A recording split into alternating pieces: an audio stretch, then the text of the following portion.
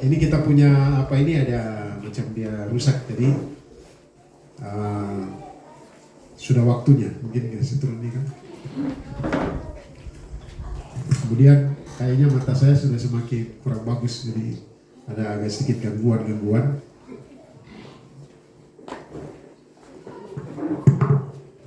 Oh, saya perlu yang tadi lagi.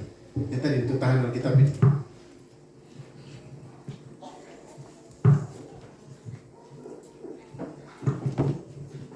Semakin tua semakin perlu alat bantu. Amin. Ya, itu tandanya Tuhan mengizinkan kita memasuki masa-masa itu. Belum tentu yang masih muda-muda memasuki. Ini apa ini emosi apa ya? Baik, Bapak Ibu, kita berdoa dulu untuk menyiapkan hati kita membaca dan merenungkan firman Tuhan. Segala puji, hormat, dan sembah hanya bagi-Mu ya Tuhan, Allah yang hidup, yang selalu menyertai dan memberkati kami, dan selalu merindukan kami untuk senantiasa dekat. Oleh karena itu kami mengucap syukur kesempatan di saat ini, karena kami juga diberi kesempatan oleh Bapa untuk membaca dan merenungkan firman-Mu. Biarlah Tuhan bicara secara pribadi kepada masing-masing kami. Pakailah hamba-Mu untuk menjadi alat saluran berkat firman, dan bagi kami semua berikan sikap hati yang benar bagi kami belajar firman untuk melakukannya, supaya kami hidup dalam berkat-berkat firman-Mu. Terima kasih Bapa, di dalam nama Tuhan Yesus kami berdoa. Haleluya. Amin. Mari kita membuka di dalam Mazmur 42 dan 43, dua pasal. Mazmur 42 ayat 2 dan 3. Maaf, Mazmur 42 dan 43. Mazmur 42 dan 43. Kita akan baca bagian firman Tuhan ini. Bersama-sama kita baca Mazmur 42 dalam hitungan sampai 3 kita akan mulai. 1, 2, 3. Untuk pemimpin biduan, nyanyian pengajaran Bani Korah. Seperti rusa yang merindukan sungai yang berair, demikianlah jiwaku merindukan Engkau ya Allah. Jiwaku haus kepada Allah yang hidup. Bilakah aku boleh datang melihat Allah?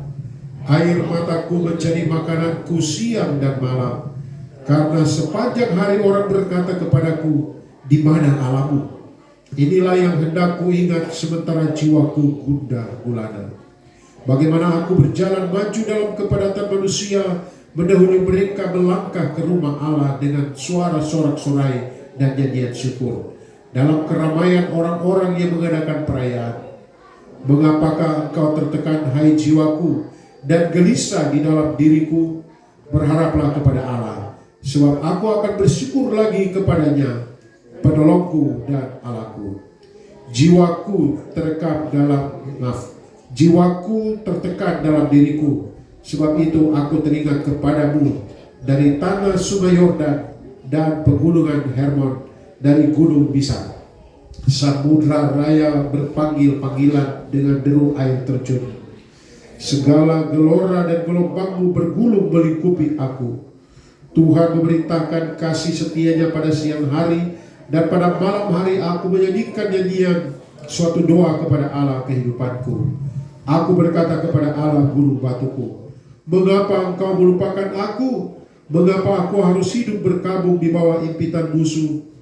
Seperti tikaman maut ke dalam tulangku, lawanku mencela aku sambil berkata sepanjang hari, di mana Allahmu?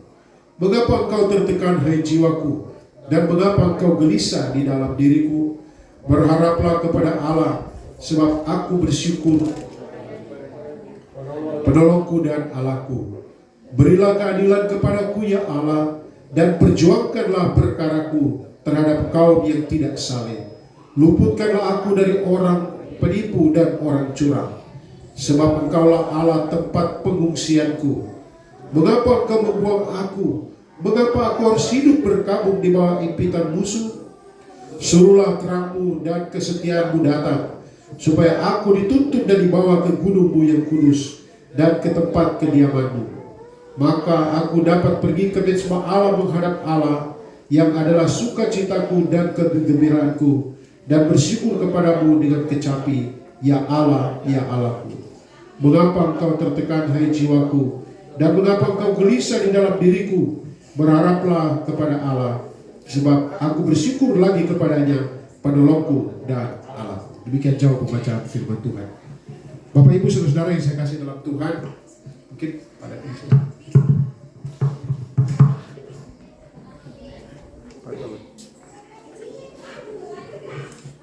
Baik Bapak Ibu Saudara yang saya kasih dalam Tuhan, Mazmur 42 dan 43 ini luar biasa ya, indah, sangat indah. Dari dulu waktu saya masih kecil, saya suka dengan Mazmur ini. Di Janjian Rohani juga ada toh, Mazmur dan Janjian Rohani itu ada Mazmur 42. Kemudian ada banyak lagi lagu-lagu sekarang yang bertitik tolak dari Mazmur 42 dan 43. Seperti rusa rindu sungaimu. Ada lagu lain lagi apa? Seperti rusa yang haus rindu aliran sungaimu. Jadi dari kedua Mazmur ini ada banyak nyanyian yang sangat indah yang kita bisa dengar. Para pengarang lagu terinspirasi dari Mazmur 42 dan 43. Saudara, kendati demikian, kita bisa meresapi kata demi kata waktu kita baca tadi ya. Kita resapi kata demi kata, kalimat demi kalimat, bait demi bait. Maka kita dapat merasakan bahwa di saat menuliskan Mazmur ini, dia bukan sedang dalam keadaan baik-baik saja. Dia justru dalam keadaan tidak baik-baik saja. Saudara-saudara yang saya kasih dalam Tuhan Yesus Kristus, kalau kita membaca dengan seksama Mazmur ini, kita bisa melihat bahwa pemazmur ini sebenarnya dia dalam keadaan yang tertekan. Dia dalam keadaan kesesakan. Bahkan kalau saya melihat cenderung ke arah depresi. Cenderung ya, tidak depresi. Seolah-olah depresi. Saudara, tetapi kalau kita membaca juga keseluruhan, kita lihat di sini bahwa sebenarnya pemazmur, kita melihat bahwa pemazmur ini tidak meragukan Allah, sama sekali tidak. Dia tidak meragukan Allah. Baginya Allah tetap ada. Baginya Allah tetap berotoritas atau berkuasa. Baginya Allah tetap pegang kendali. Namun, kalau kita baca di sini, pemazmur merasa bahwa Allah kok diam 1000 bahasa. Saya dalam pergumulan, saya dalam persoalan, saya dalam tantangan. Allah seolah-olah diam, seolah-olah tak berdaya, bahkan seolah-olah tak peduli. Coba kita lihat pasal 42 ayat 10. Dia berkata begini, 42 ayat 10. Aku berkata kepada Allah gunung batuku, mengapa engkau melupakan aku? Mengapa aku harus hidup berkabung di bawah impitan musuh? 43 ayat 2. Sebab engkau Allah tempat pengungsianku. Mengapa engkau membuang aku? Mengapa aku harus hidup berkabung di bawah impitan musuh? Jadi kondisinya dia sedang dalam impitan musuh. Ada penafsir yang mengatakan mungkin ini di pembuangan. Mereka jauh dari Yerusalem. Dan mereka rindu kepada Allah. Dan mereka tak berdaya. Dan orang-orang berkata, mana Allahmu, mana Yahwehmu? Ini Baal kami yang berkuasa. Ya, mungkin seperti itu. Tetapi bisa juga mereka ada satu tempat lain dan orang mencemooh, mana Allah yang bisa menolong? Saya ingat kisah Elia. Elia bertempur atau bertempur dengan nabi-nabi Baal dengan cara kumpul nabi-nabi Baal dan sekarang buktikan kalau dewamu ada. Kasih di situ? Korban tanpa api dan kau minta kepada dewamu bakar. Elia ganggu-ganggu, mana dewamu, mana Allahmu, mana? Ya, dia ganggu-ganggu dan tidak ada. Mereka sampai mendore-dore badannya dengan pisau supaya keluar darah, tapi anaknya tidak datang. Kemudian Elia, dia bilang ambil air siram semua. Baru dia minta kepada Allah dan Allah datangkan api dan bakar. Saya bisa membayangkan posisi dari penulis ini pada waktu dia menulis. Dia di antara orang-orang fasik, orang-orang yang tidak kenal Allah. Dan dalam pergumulan, penderitaan, tekanan, persoalan. Dan orang bilang, di mana kau Allah? Hampir sama dengan Ayub. Pada waktu Ayub kehilangan semuanya, istrinya bilang, di mana Allahmu? Kutuklah dia dan matilah kau. Coba saudara, Bapak Ibu kita bayangkan. Di tengah pergumulan, di tengah persoalan, di tengah tantangan-tantangan kita berdoa dengan sungguh-sungguh. Kita betul-betul melakukan tugas tanggung jawab pelayanan kita. Seolah-olah kita berkata, di mana Allah? Sebulan itu maka tema khotbah saya adalah saat Allah seakan tidak peduli. Pernah kita rasa itu? Di tengah pergumulan, persoalan, tantangan, di mana kau Tuhan? Di mana? Ini sudah sangat terjepit, saya tidak. Dan saya membaca satu cerita sebelum saya masuk dalam uraian, supaya singkat saja uraiannya. Jadi cerita ini apakah benar atau kejadian, tapi saya sebenarnya kutip, saya baca di internet. Ada satu keluarga, mereka pengusaha, kemudian bapaknya terpanggil untuk melayani Tuhan, dan dia tinggalkan usahanya, dia sekolah teologi dan melayani Tuhan, menjadi hamba Tuhan.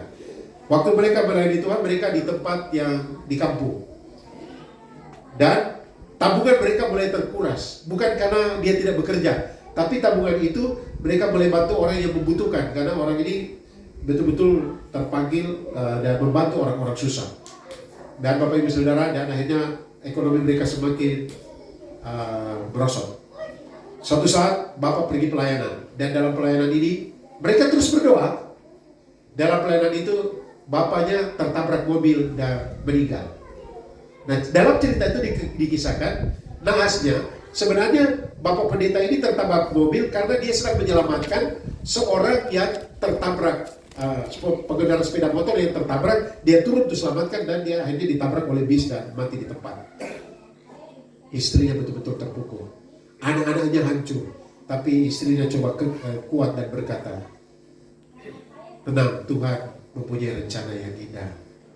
Seperti itu.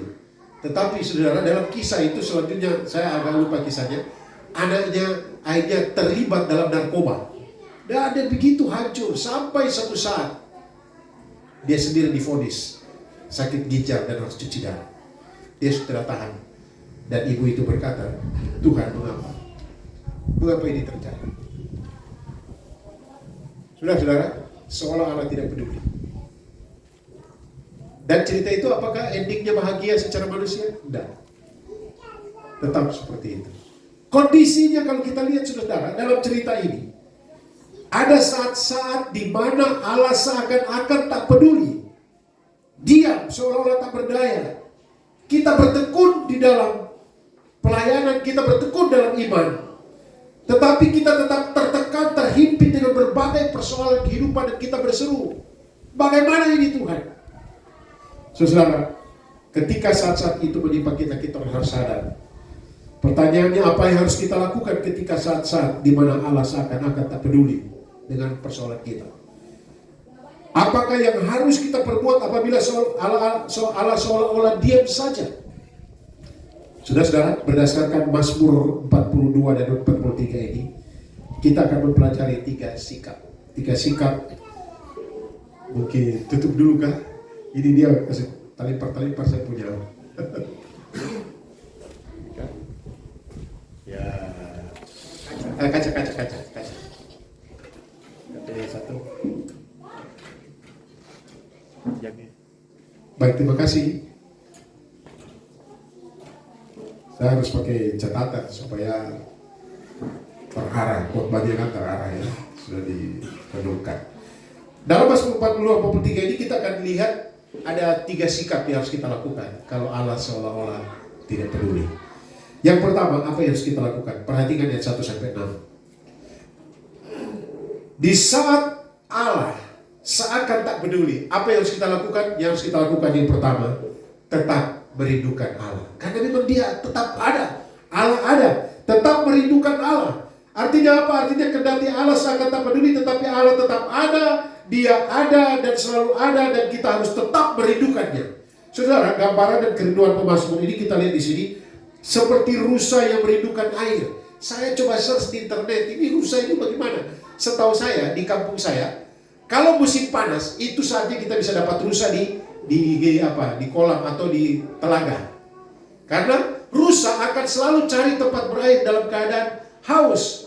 Walaupun resikonya besar, dia tetap akan cari tempat yang berair.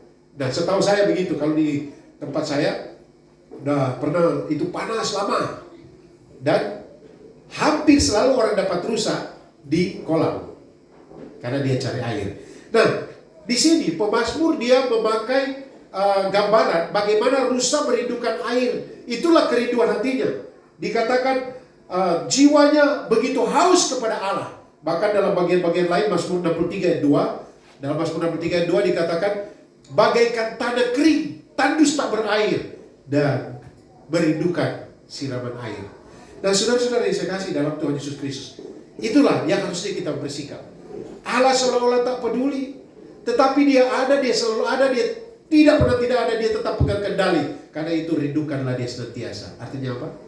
Ada persoalan, ada tantangan, ada pergumulan, tetap cari Tuhan, tetap rindukan dia. Coba kita lihat gambarannya, dia ingat ayat 5. Ini waktu saya renungkan, ini ayat 5 saya begitu terpukul.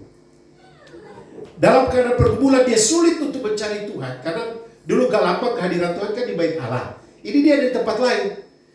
Ini dia membayangkan bagaimana dia dulu. Inilah yang hendak ku ingat. Sementara jiwaku gundah gulana, bagaimana aku berjalan maju dalam kepadatan manusia, mendahului mereka melangkah ke rumah Allah. Jadi mereka biasanya dari berbagai tempat mau pergi ke bait Allah. Mereka datang, orang-orang Israeli. Dan ini pemazmur memposisikan diri, dia orang Lewi ya. Ini Bani Korah, ini orang Lewi. Dia berusaha berjalan lebih dulu dari orang lain. Karena begitu rindunya untuk pergi ke bait Allah. Dia mencoba, dan dikatakan di sini, dia berusaha mendahului mereka melangkah ke rumah Allah. Ada kerinduan yang besar datang ke rumah Allah untuk berjumpa dengan Tuhan. Sekarang saudara-saudara, kita tidak perlu, atau gereja ini cuma kita berkumpul, menyanyi, memuji Tuhan, bersyukur kepada Tuhan. Tetapi kita bisa beribadah di mana saja, merindukan Allah di mana saja. Coba kita bayangkan Bapak Ibu Saudara, di tengah pergumulan, persoalan, tantangan, dan kita merindukan Tuhan. Kadang kita sudah tunduk berdoa, tapi tidak ada kata-kata, air mata saja keluar karena begitu rindunya kita, dan seolah-olah tidak bisa berbuat apa-apa. Saudara-saudara yang saya kasih dalam Tuhan Yesus Kristus, pemazmur di sini ayat 5, dia berusaha, dia menggambarkan bagaimana dalam keadaan yang biasa, tidak ada tekanan, dia ada di dekat bait Allah, dia berusaha untuk duluan pergi ke sana. Itulah kerinduan. Dan saya membayangkan kita kalau pagi-pagi kan kita berusaha untuk bagaimana mencari Tuhan. Bangun pagi, apakah kita pertama kali cari Tuhan? Atau ya pagi-pagi juga saya kadang-kala status. Tapi saya sudah berjanji harus buka HP itu firman Tuhan yang saya baca, saya renungkan, dan kalau boleh saya berbagi. Baik di status WA atau di Facebook ada berkat, saya bagi.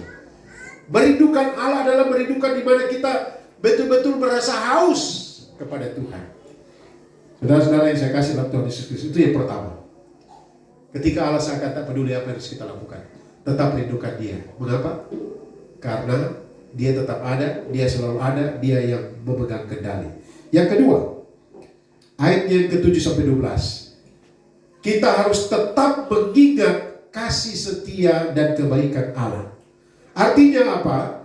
Kendati Allah seakan tak peduli, adalah baik untuk terus mengingat kasih setia dan kebaikan Allah.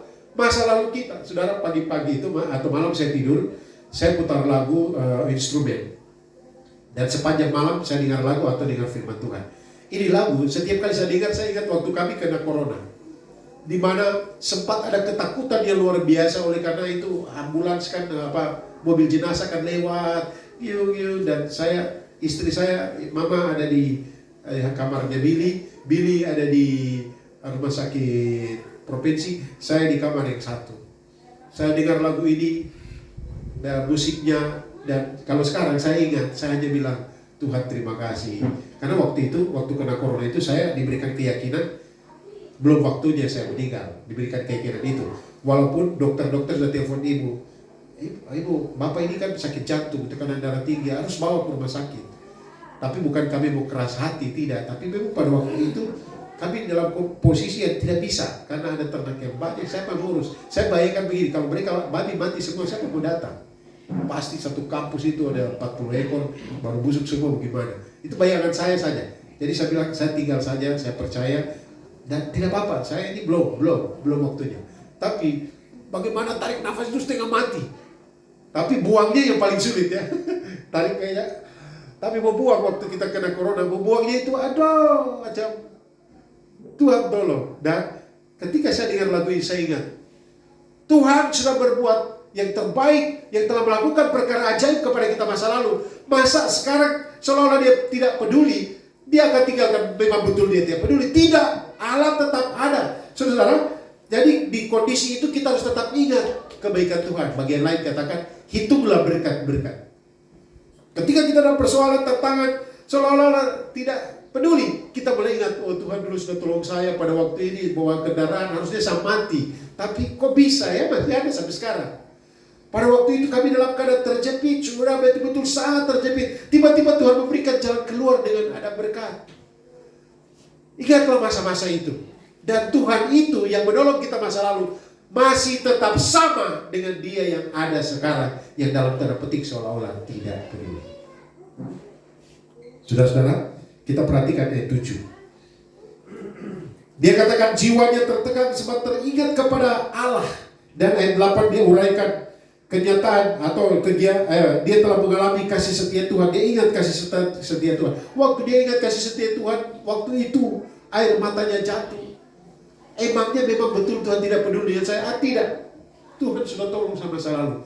Pasti sekarang ini juga Tuhan akan tolong saya. Saudara-saudara, ayat 10 dan 11. Jadi dia curhat juga kepada Tuhan. Ayat 10-11. Dia katakan begini. Aku berkata kepada Allah, gunung batuku, mengapa engkau melupakan aku? Mengapa aku harus hidup berkabung? Jadi saudara, kita ingat kebaikan Tuhan. Kita ceritakan kebaikan Tuhan, tapi tidak apa-apa mengeluh. Kita tanya Tuhan, kenapa ini Tuhan?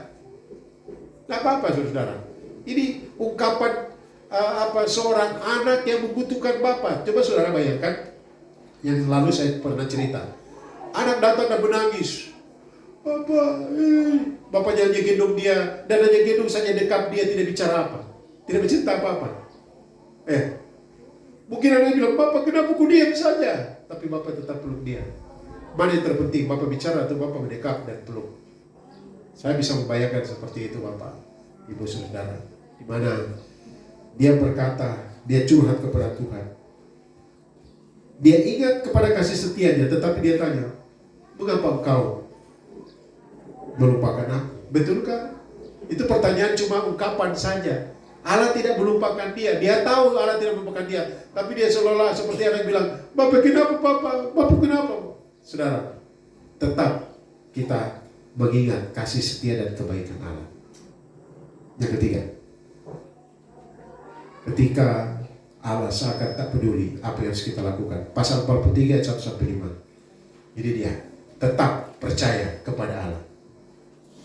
Bilang kiri kanan, banyak persoalan, tetap percaya kepada Allah. Bilang ulang pelan-pelan, tetap percaya kepada Allah. Amin. Amin. Saudara-saudara, artinya apa? Artinya kendati begitu tertekan atau dalam pergumulan dan tekanan karena masalah yang bertubi-tubi dan Allah seakan-akan tidak peduli, kita harus tetap percaya kepadanya. Kita harus percaya bahwa Allah itu adalah Allah yang berkuasa. Tetap percaya. Percaya itu artinya apa? Mempercayakan segalanya kepada Tuhan. Perhatikan pasal 43 itu. Dalam pasal 43, berilah keadilan kepadaku. Ini dia minta ya. Sebagai bukti tetap percaya kepada Allah, sang pemazmur bukan hanya curhat, tetapi curhatkan tadi, Tuhan kenapa, Tuhan kenapa? Nah, itu pasal 42 atau ayat terakhir. Tetapi pasal 43 dia mulai memohon. Dia bermohon kepada Tuhan. Berilah kepadaku keadilan. Kemudian bukti percaya juga membuat pengakuan ayat 2 dan 3. Tetapi juga dia mengeluh ya. Sebab engkaulah tempat pengungsianku. Setelah dia membuat pernyataan, engkaulah tempat pengungsianku. Tapi mengapa Tuhan? Kenapa? Kenapa seperti ini? Mengapa? Saudara, tidak apa-apa. Ya toh? Hanya kita dengan Tuhan untuk bertanya, mengapa Tuhan? Mengapa bukan berarti meragukan, tetapi kita hanya seperti cengeng saja di hadapan Tuhan. Kita hanya berharap pada kasih setia Tuhan. Ayat 3b sampai 4, ayat 4 ini keyakinannya. Mari kita baca ayat 3 bagian B dan ayat 4. Mulai dari supaya aku dituntut. 1, 2, 3. Supaya aku dituntut dan dibawa ke gunungmu yang kudus, ke tempat kediamanmu. Ayat 4. Maka aku dapat pergi ke mezbah Allah, menghadap Allah yang adalah sukacitaku dan kegembiraanku. dan bersyukur kepadamu dengan kecapi, ya Allah, ya Allahku. Jadi dia menyatakan keyakinannya supaya aku dituntut. Tuhan akan menuntut dia, dan kemudian Tuhan akan membawa dia untuk pergi ke bait Allah karena kerinduan hatinya. Tetapi saudara, di Mazmur ini ada 3 ref. Ini kan lagu, ada ref. Mari kita lihat ref-refnya. Refnya itu ada di ayat yang ke pasal 42 ayat 6. Kita baca 42 ayat 6.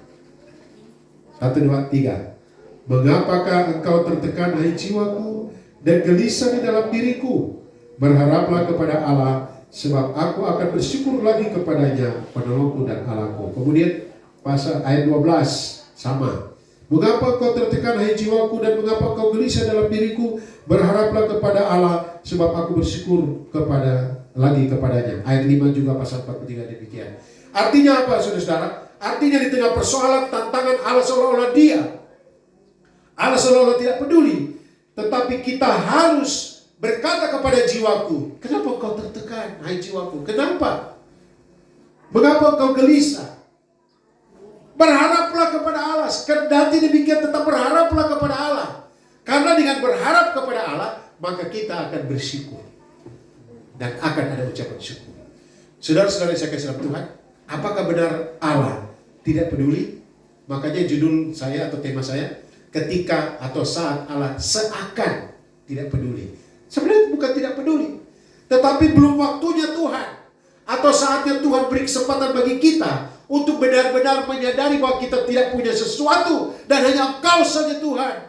Sehingga kita akan mengeluh bagaimana, dan kita curhat kepadanya. Ada saat-saat di mana Allah mau supaya kita betul-betul kosong dan hanya berserah saja kepadanya. Makanya dikatakan ayat 5 lagi pasal 43. Mengapa engkau tertekan, hai jiwaku, dan mengapa engkau gelisah dalam diriku? Berharaplah kepada Allah. Dan dalam Yeremia pasal 17 ayat yang ke-7, diberkatilah orang yang mengandalkan Tuhan, yang menaruh harapan kepada Tuhan. Sebab aku bersyukur lagi kepadanya, penolongku dan Allah.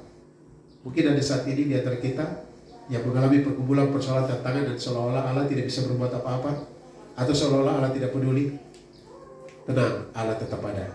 Dia selalu ada, Dia tidak pernah tidak ada. Dia ada dan Dia berkuasa, tetap Allah yang pegang kendali. Karena itu tetap rindukan Dia.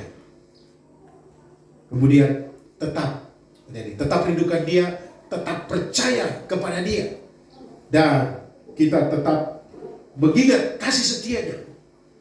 Ingat masa lalu, oh Tuhan sudah tolong saya, pasti Dia tidak tinggalkan saya. Tuhan kiranya memberkati kita sekalian. Mari kita tunduk kepala dan kita berdoa.